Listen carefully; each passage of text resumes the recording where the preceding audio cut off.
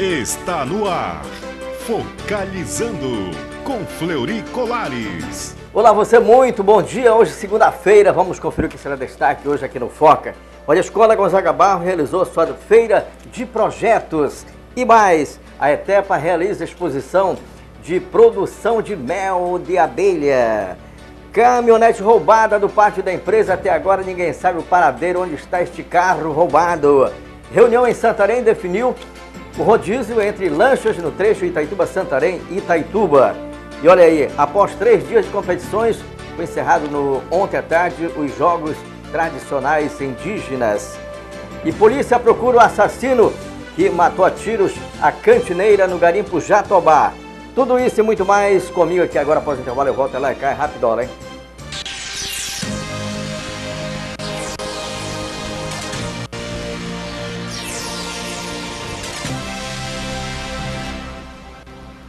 Olha, vamos falar da feira que foi realizada na Escola Gonzaga Barros. A feira foi para mostrar os projetos da escola. A proposta de se trabalhar com projetos é justamente a de proporcionar um ambiente favorável ao saber. Sendo assim, a Escola Antônio Gonzaga Barros realizou durante todo o dia desta sexta-feira a sua 7ª edição da Feira de Projetos, que nada mais é do que um momento de socialização dos projetos educacionais desenvolvidos e promovidos dentro da instituição durante o ano. A feira teve diversos projetos, entre eles vários sobre reciclagem. Nesta sala de educação especial, os professores até contaram uma história usando bonecos feitos de materiais recicláveis. Outros projetos também fizeram parte da feira, como jogos didáticos, sistema solar, cultura amazônica, entre muitos outros. E claro, um dos assuntos mais comentados não poderia passar em branco na feira de projetos. Trata-se do complexo hidrelétrico do Tapajós. Os alunos, juntamente com seus professores, fizeram uma maquete a fim de levar ao conhecimento dos visitantes e alunos os pontos positivos e negativos dessa construção. Como é um conhecimento ainda pouco divulgado na região, nós como professores, eu e o professor Antônio, juntamente com a turma dos 5º anos, tivemos a ideia de pesquisar a respeito do assunto, para trazer à tona o que é essa hidrelétrica, qual a sua importância, seus pontos positivos e pontos negativos. A leitura é algo crucial para a aprendizagem do ser humano, pois é através dela que podemos enriquecer nosso vocabulário, obter conhecimento, dinamizar o raciocínio e a interpretação. Muitas pessoas dizem não ter paciência para ler um livro. No entanto, isso acontece por falta de hábito, pois se a leitura fosse um hábito, as pessoas saberiam apreciar uma boa obra literária. Visitamos essa sala, onde os alunos estavam apresentando uma peça de Alice no País das Maravilhas. Bom, ali no fundo a gente está assistindo a peça Alice no País das Maravilhas. Faz parte desse projeto de ciência aqui da Escola Antônio Gonzaga Barros, alunos da 7ª e 8ª série. Nós vamos interromper a peça, vamos saber com eles como é essa experiência de estar trazendo essa peça aqui para os alunos da escola e para a comunidade. Opa, licença! Vamos aqui conversar com vocês que estão fazendo. Vamos interromper a peça de vocês, pode vir mais aqui, para a gente saber com vocês como é que para vocês essa experiência de estar mostrando esse trabalho de vocês aqui para a escola. É um incentivo para eles ler, né, assistir filme educativo, que a Alice é um filme muito educativo, né? Fala do conto dela, que ela entra no país, que ela não sabe de nada e fala sobre isso, né? Eu acho que é muito um incentivo para as crianças se espelhar nela, né? E também é muito interessante. E para você, como é que é interpretar a Alice? Já tinha lido a história da Alice antes? Já sim, já tinha assistido o filme. Para mim é uma honra muito grande representar a Alice, a poder ajudar eles nessa peça. É legal, né? O que eu posso dizer? Para você, o que você achou desse projeto da escola, poder interpretar? Achei bom, porque além de nos incentivar muito com a leitura, ajuda a quem mais precisa, como as crianças, jovens que nunca assistiram teatro. É isso. Qual é o teu papel? Chapeleiro maluco. Esse aqui eu sinto que ele está querendo ser entrevistado. Qual é o teu papel na peça? Eu sou Jaguadarte. E o que você achou desse projeto? De repente você descobriu uma veia artística em você? Sim, esse projeto é muito interessante, né? Eu resolvi participar, né? Aliás, ainda está sobrando algumas vagas, né? Aí eu resolvi participar, né? Para mostrar para as crianças, para o público que vai sentar aqui, né? A importância da vida das pessoas. Para a direção e coordenação da escola, esta feira deste ano foi ainda mais produtiva.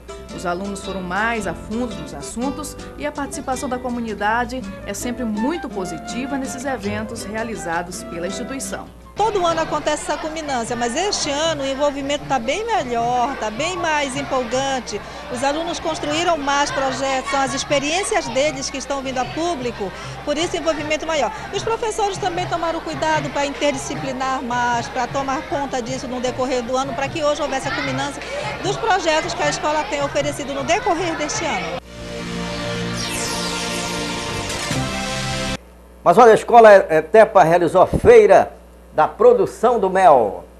A aluna que faz a exposição do projeto tem conhecimento técnico suficiente para repassar as orientações necessárias para garantir a qualidade do mel que é produzido no apiário da Escola de Ensino Tecnológico de Itaituba. O mel que a gente tem é muito denso. Aí quando ele se mistura com a água, ele vai diretamente para o fundo. Ele não faz tanta mistura como o mel quando é adulterado. A Feira do Mel foi uma atividade do curso de agropecuária da ETEPA e serviu como laboratório para aprimorar os conhecimentos dos alunos. De quebra, quem esteve na escola também teve a oportunidade de adquirir mel de alta qualidade, puro, sem adicionais. A professora diz que este tipo de atividade é de fundamental importância para que os alunos possam aplicar na prática o que aprendem na teoria na sala de aula. A prática ela é um dos primórdios do nosso ensino técnico. Fazer com que eles entendam na prática o que eles estão aprendendo na teoria é primordial, é essencial. Então, desse modo, quando terminar o curso, eles vão estar prontos para o mercado. A expectativa é essa, que eles saiam daqui formados, técnicos e bons técnicos. Pelo que diz o jovem Maurício Moura, é possível perceber que o nível de integração dos alunos às atividades extraclasse é expressivo. E eles mesmos entendem que, agindo assim, estarão se autoajudando para que tenham melhor aproveitamento ao final do curso. É muito importante, né, porque a gente aprende, a gente tem disponível na escola o procedimento de estar trabalhando com esse mel, desde a captura dos enxames até a venda, que é agora a parte que a gente está aqui, né? Então é muito importante porque a gente pode estar aprimorando o conhecimento que a gente aprende na sala. Quando se preocupa com a qualidade, estarão comercializando um produto que realmente vai ter aquela resposta que o consumidor quer. Justamente, né? Que nem o mel, devido a gente estar levando o nome da escola, né? Então tem toda uma questão de hierarquia a ser seguida. O garimpeiro, ele foi encontrado morto lá no garimpo Branca de Neve, na região ali do Água Branca, né? E a polícia aguarda apenas o resultado do IML para saber a causa-morte realmente. O garimpeiro Paulo Moura Mioto foi encontrado morto no garimpo Branca de Neve, região do Água Branca. Próximo do corpo, uma espingarda que a polícia suspeita de que o garimpeiro tenha usado para tirar a própria vida, já que a principal suspeita é de suicídio. Pelas circunstâncias em que o corpo foi encontrado, levam a crer que existe a possibilidade de ter sido suicídio, mas a polícia vai investigar todas as possibilidades. Ele era uma pessoa, segundo informações dos policiais e dos moradores do garimpo, dos frequentadores, ele não possuía inimigos, então, mas a polícia vai investigar todas as possibilidades. Agora, a arma foi encontrada próximo dele, lá do local? Uma espingarda calibre 20, encontrada ao lado do corpo. O exame do IML vai então ser decisivo? Certamente, ele já está sendo submetido, o cadáver já está sendo submetido ao exame e certamente o exame irá esclarecer o fato. Vamos fazer um pequeno intervalo. Vou voltar falando de uma caminhonete roubada do pátio da empresa até agora, ninguém sabe o paradeiro, e mais sobre o encerramento dos jogos tradicionais indígenas. Você confere já após o intervalo.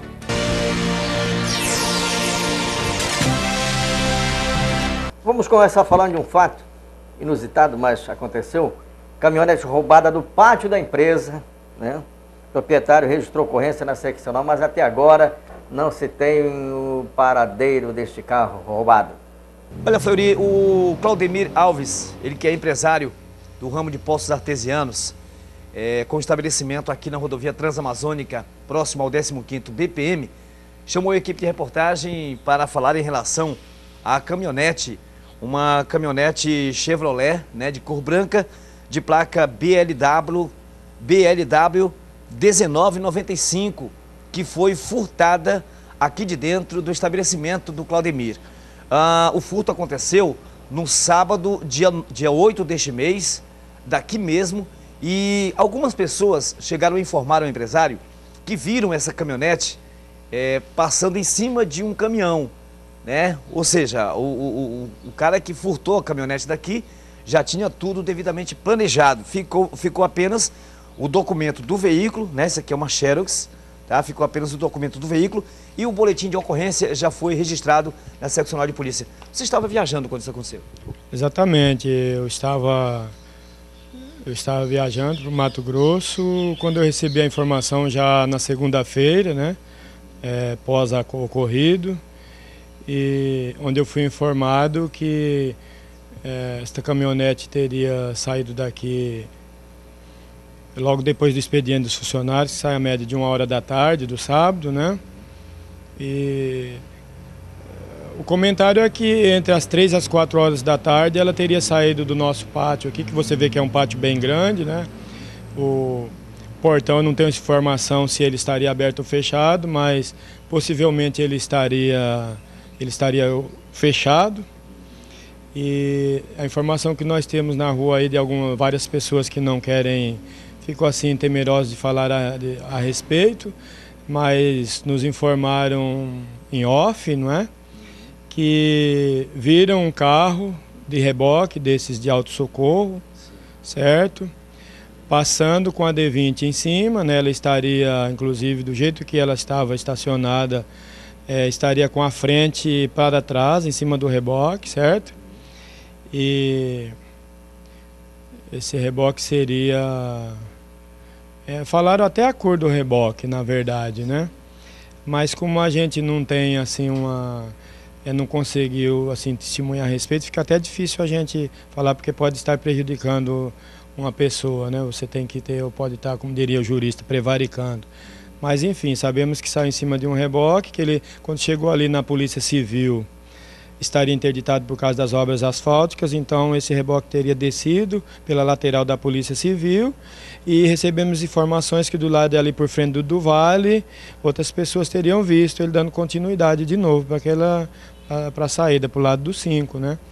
Tá certo, olha, trata-se de uma caminhonete Chevrolet branca, né? Uma caminhonete a diesel, de placa BLW 1995, e o proprietário está preocupado, inclusive, né? Procurando, placa de São Paulo, né? Procurando por essa caminhonete. Se alguém tiver alguma informação, Claudemir, que possa levar ao paradeiro da caminhonete, tem algum telefone, endereço? Então, na verdade, o ideal seria ligar para a Polícia Civil, onde nós registramos o BO, ou talvez até para o próprio telefone da reportagem, não é? E nós, inclusive, gostaríamos de estar colaborando também com as pessoas. Nós temos aí, se nós recuperarmos o veículo, nós poderíamos ter aí, pelo menos aí uns R$2.000 para estar colaborando com as pessoas que colaborarem com a gente, né? Vamos falar sobre o encerramento dos Jogos Indígenas, né? Que foram realizados desde sexta-feira. O encerramento foi ontem, lá na Reserva Indígena Praia do Índio. Os Jogos Indígenas começaram na sexta-feira pela manhã com a abertura oficial na Praia do Mangue. Várias modalidades de competição foram definidas para essa segunda edição, como o futebol, a natação, o arremesso de lança, o desafio de arco e flecha, além do cabo de guerra. No sábado, a disputa continuou para a classificação das equipes para a grande final no domingo. O campo da Praia do Índio ficou repleto de indígenas que fizeram questão de torcer por aqueles que são considerados parentes, já que entre eles não existem diferenças. Na manhã de domingo, os jogos de futebol nas modalidades feminino e masculino marcaram a grande final desse evento, que promete ganhar grandes proporções.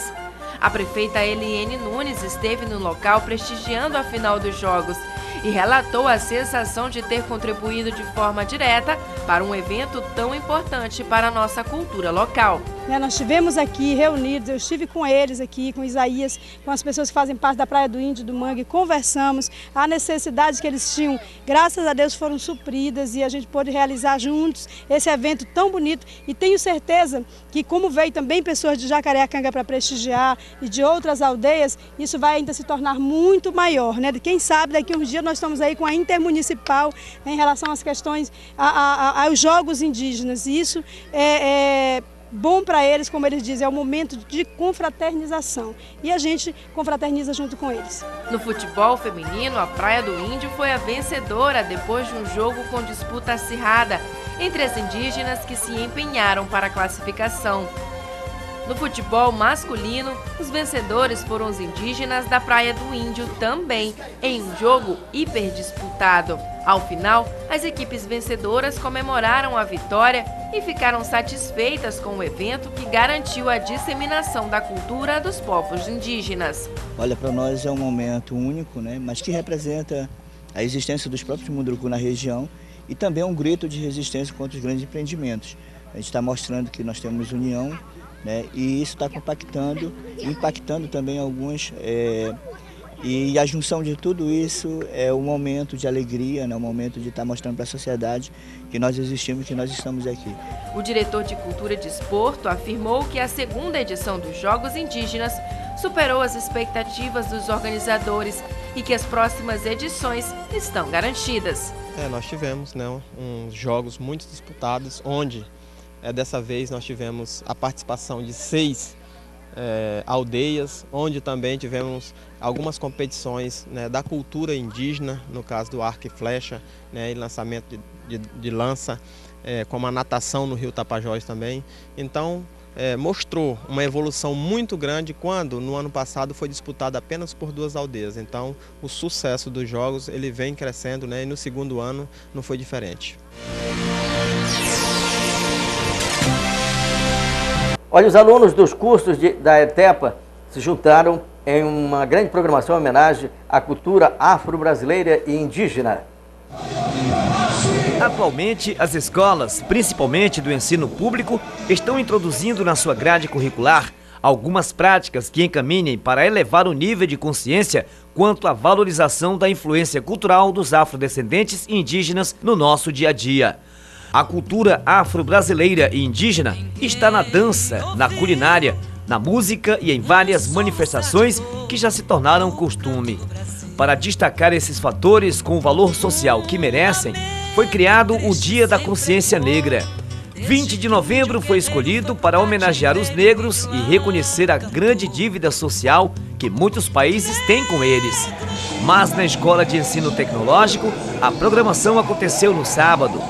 Os alunos gostaram da ideia e até criaram uma coreografia especialmente para fazer uma homenagem através do ritmo baiano axé, uma outra identidade afro-brasileira.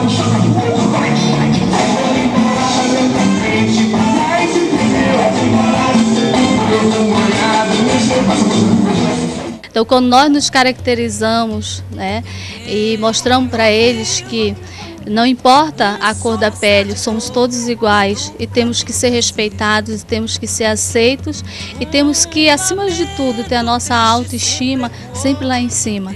Então é um dos itens que a gente tenta passar para eles, o respeito pela nossa raça, né? Que nós temos troncos de negros, de brancos e de índios. Por mais que você, Mauro, tenha esses olhos claros, pele clara, você tem a sua raiz negra, sua raiz indígena. Então nós temos que nos respeitar. Janaína é uma aluna que costuma se integrar bastante às programações realizadas pela escola. Como descendente de negros, ela também se considera parte da classe afrodescendente e por isso decidiu participar da programação, inclusive como dançarina. Em seu depoimento, a jovem diz por que acha importante que os traços culturais dos negros e índios sejam valorizados. Como a gente hoje em dia tem muitos cidadãos que não respeitam os negros, né? Que tem a parte que às vezes tem gente tem muito preconceito. Então é muito bom a escola proporcionar isso, que para mostrar principalmente os alunos como é o negros, né, a participar. Por exemplo, eu sou morena, então ter contato com pessoas negras é muito bom. Então a escola mostrou isso muito bem para os alunos e é uma maneira bastante bom para mostrar, né, como as peças, a dança, como os desfiles teatrais. Isso é bom. Eu gostei muito da parte da escola mostrar isso para os alunos.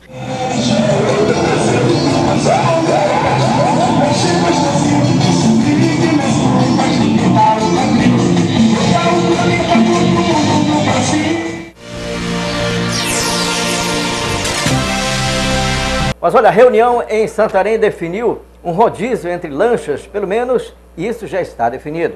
O transporte de passageiros pelo Rio Tapajós começa a ser organizado. Uma reunião realizada em Santarém, no Ministério Público, definiu o rodízio entre as lanchas. Isso vai evitar que 2 lanchas saiam no mesmo dia. Essa disputa ainda deve ocorrer esta semana com as lanchas Ana Caroline e Veloz 2, que estão no porto e saem 1 hora para Santarém. O vereador Penin afirmou que o rodízio ficou definido e a Arcon vai organizar e o Ministério Público de Itaituba fiscalizar. Nós participamos, eu e o vereador Isaac, representando a Câmara de Itaituba, numa audiência na sexta-feira à tarde, no Ministério Público de Santarém, onde estiveram lá os diretores da Arcon, representando o Ministério Público de Santarém de Itaituba, o qual foi decidido pela Arcon e pelo Ministério Público de que o melhor meio hoje para resolver o problema, neste momento, desta linha Itaituba-Santarém, Santarém-Itaituba, é o rodízio entre as lanchas. Por quê? Porque exatamente como são 3 empresas e são 3 lanchas que estão fazendo essa linha, certo? Uma estaria sendo beneficiada que só ela andava num dia. As outras 2 ficavam disputando no outro dia. E para evitar esse tipo de concorrência desleal, sendo beneficiada uma das lanchas, o que é que ficou acertado? Ficou acertado de que haverá rodízio entre elas, certo? Então a Arcon vai elaborar esse itinerário, vai encaminhar ao Ministério Público de Itaituba, que é quem vai ficar responsável pela fiscalização, pelo cumprimento desse itinerário, e aí um dia uma sai daqui, a outra vem de lá, já sai outra daqui, assim sucessivamente. O que é que não vai permitir mais é que saia 2 no mesmo dia, para que não haja essa concorrência desleal ou essa briga que está hoje aí. Então, ficou decidido nessa audiência pública, pela Arcon e pelo Ministério Público, foi de que, na realidade, as 3 lanchas vão fazer rodízio entre si. E, num prazo de 6 meses, a Arcon vai elaborar e lançar o edital da licitação desta linha, né? A preocupação nossa é de que outras empresas de fora, inclusive, vão participar, porque é uma licitação nacional, certo? Com algumas exigências, segundo nós já temos preliminarmente algumas informações, de que a lancha para participar tem que ter no mínimo 150 lugares, né? A empresa tem que ter no mínimo 12 equipamentos, ou seja, 2 lanchas com esta capacidade, e isto vai fazer com que algumas empresas vão ficar fora, né? Mas no momento que nós temos que se preocupar, focar exatamente esta questão, de que a partir de agora vai ser feito rodízio entre as lanchas nesta linha. E o Ministério Público, eu acho que a partir dessa semana, já vai ficar responsável para fiscalizar e o cumprimento dessa determinação da Arcon e do Ministério Público. Eu estou sendo informado agora de que a Arcon, na próxima quarta-feira agora, desta semana, né, vai estar começando a organizar essa questão do rodízio, né? Quem sai de lá, quem sai daqui e tal, porque tem uma que espera um pouco lá, né? Já que são 3 lanchas. Se fossem 2 apenas, nós não estávamos tendo esse problema todo que está tendo hoje aí. Até porque tem dia que sai 2 lanchas, como está saindo hoje.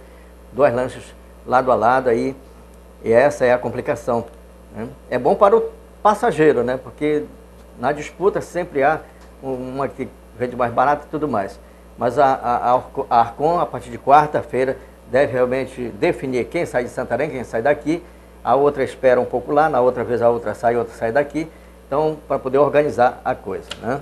Quarta-feira, então, começa a definição de quem sai de lá, quem sai daqui. Vamos falar agora da caminhada a São José da Caperinha. Você confere a primeira parte de uma série de matérias que vamos estar produzindo, porque o nosso repórter cinematográfico, Johnny Alves, acompanhou.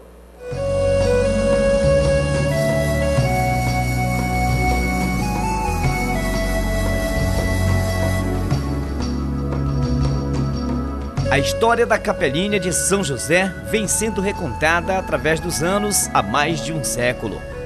É uma verdadeira saga que nasceu da fé de um caixeiro viajante que precisou buscar a salvação depois de ser atacado por uma figura monstruosa e desconhecida, que o fez perder os animais, forçando a busca por refúgio na copa das árvores. O homem conseguiu se salvar após um pedido desesperado feito a São José, com a garantia de que voltaria para construir uma capela no meio da selva. A graça foi alcançada. O caixeiro encontrou os animais e voltou para casa. Tendo a selva às suas costas como testemunha silenciosa, ele deixou o ambiente hostil e inóspito para retornar meses depois e cumprir o que havia prometido.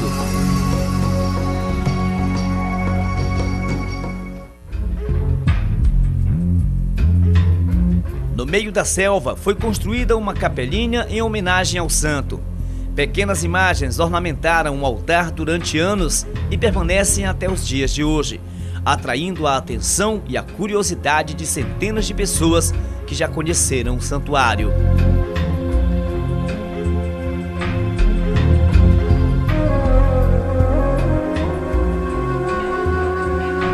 E a história da capelinha se repete em todos os anos através da fé de devotos como Raimundo Santos Pimentel, o Dico, um religioso que dedica parte de sua vida a homenagear São José e divulgar essa parte importante da nossa história.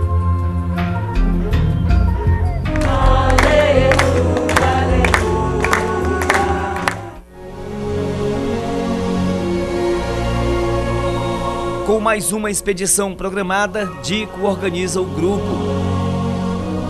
Um ônibus se encarrega de levar os romeiros a um ponto localizado a 80 quilômetros de Itaituba, na rodovia Transamazônica.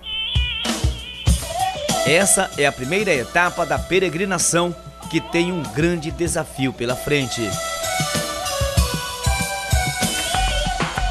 O roteiro da Romaria prevê caminhadas de até 1 hora e 20 minutos, alternadas com períodos de descanso de 20 a 30 minutos. Só assim será possível manter o ritmo e resistir ao cansaço inevitável.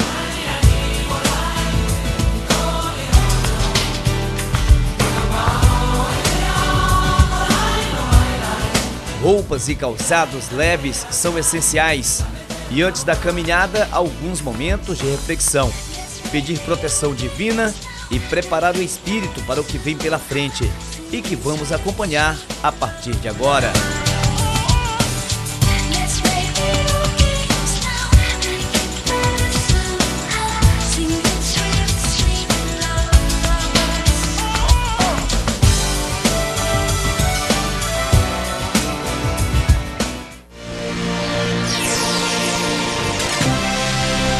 Vamos falar do mutirão de cirurgias que está sendo coordenado pela Secretaria Municipal de Saúde. As cirurgias eletivas são procedimentos que podem aguardar um pouco mais para serem efetuados. E a Secretaria de Saúde, desde agosto, vem fazendo mutirões para atender esses pacientes. Os mutirões são feitos uma vez ao mês e em cada um deles foram atendidos 20 pacientes, sendo 10 para a cirurgia de hérnia e mais 10 para a cirurgia de vesícula, que são os procedimentos cirúrgicos mais comuns atendidos no Hospital Municipal. Mas mesmo com esse número de atendimento, esses dois tipos de cirurgias só têm crescido aqui no município, segundo informou a secretária de Saúde. Por isso, no último mutirão desse ano, realizado no final de semana, foram feitas 100 cirurgias, 50 de hérnia e mais 50 de vesículas. Mas ainda assim, não foi possível zerar a fila de pacientes que espera por um desse tipo de atendimento. Mas esse mutirão já vem acontecendo há 3 meses, que nada mais é do que a gente tirar da fila que estava agendada e puxar o agendamento para frente, né? Então, já vem acontecendo desde o mês de agosto, setembro, outubro, novembro, estamos no 4º mês. E a cada mês fazem-se 20 cirurgias eletivas, 10 cirurgias de vesícula, 10 cirurgias de hérnia. Mês que vem será a última dessa rodada, né? E fora isso, vem a cirurgia normal da urologia, que é a cirurgia do Dr. Tolentino, e as cirurgias ortopédicas, que é a cirurgia do Dr. Heron. Em média, no Hospital Municipal são efetuadas cerca de 70 cirurgias por mês, e a grande maioria envolve pacientes com problemas de hérnia e de vesícula. Essa fila não acaba nunca, Wellington, mas a gente minimizou muito essa fila, a gente espera que sim dê realmente uma enxugada boa no número de cirurgias que tinham para agendamento para o outro ano, né? A secretária também fez questão de esclarecer os comentários surgidos nas redes sociais sobre um problema que houve na mesa de cirurgia do Hospital Municipal. O que aconteceu foi que uma das nossas mesas de cirurgia, ela quebrou, por velhice mesmo, né? Que era aqueles equipamentos doados ainda da época da Fundação Nacional de Saúde, do antigo CESP. E teve-se que cancelar algumas cirurgias que o Dr. Hélio faz, que é da parte de ginecologia e obstetrícia, mas a cirurgia que depende de perneira da mesa, que são aquelas cirurgias, procedimentos feitos via vaginal. Aqueles outros procedimentos que era via abdominal mesmo, se manteve. Então, não houve prejuízo. No entanto, a gente já tem a promessa não, já está dentro do convênio da TAP, a vinda de 2 mesas de cirurgia para nós, inclusive já recebi uma visita hoje de um técnico da empresa, né? Que até sexta-feira que vem essa mesa já vai estar aqui. E todas as outras cirurgias de rotina nossa, do Dr. Hélio, do Dr. Benigno, do Dr. Evaristo na ginecologia também, nenhuma dessas parou de funcionar e nem muito menos as de urgência e emergência. Só foram adiadas, canceladas, aquelas que dependem de perneira, mas que semana que vem já vai estar resolvido, se Deus quiser. Vou fazer um pequeno intervalo e vou já voltar falando sobre a morte da cantineira, fato ocorrido lá na região do Jatobá. E também sobre a tentativa de homicídio ocorrida aqui na cidade, final de semana, facão para cá, facão para lá, coisa complicada. Você confere já após o intervalo.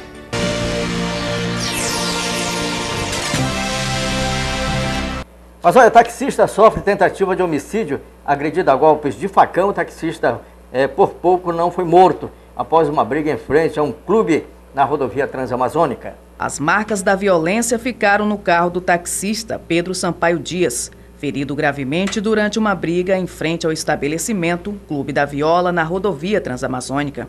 Segundo testemunhas, a briga começou depois que Pedro teria chamado uma mulher que estava acompanhada de outros homens e que seria ex-companheira do taxista.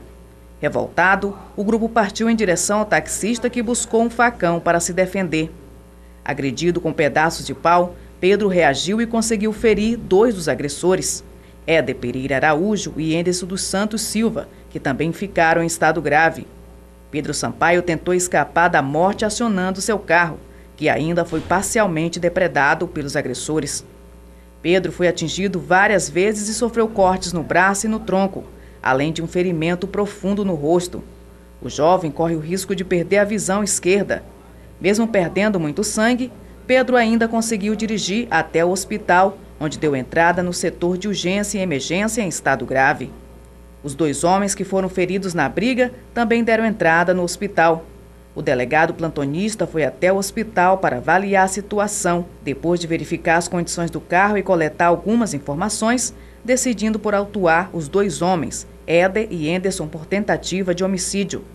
Até o fechamento desta matéria, os 3 permaneciam internados no Hospital Municipal.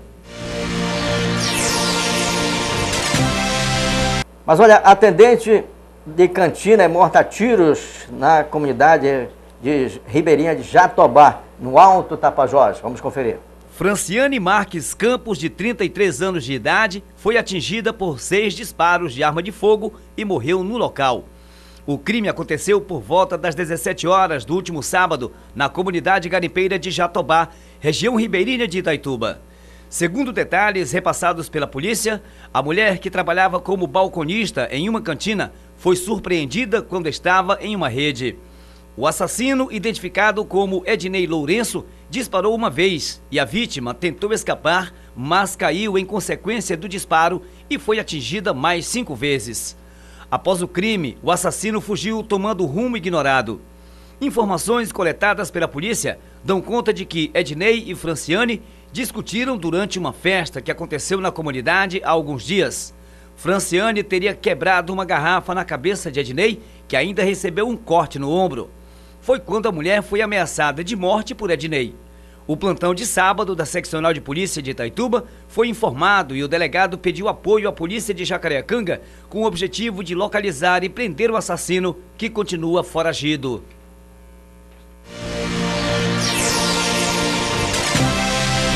Acabou. Eu volto amanhã. Tá bom? Tô indo embora. Tchau, tchau. Até amanhã.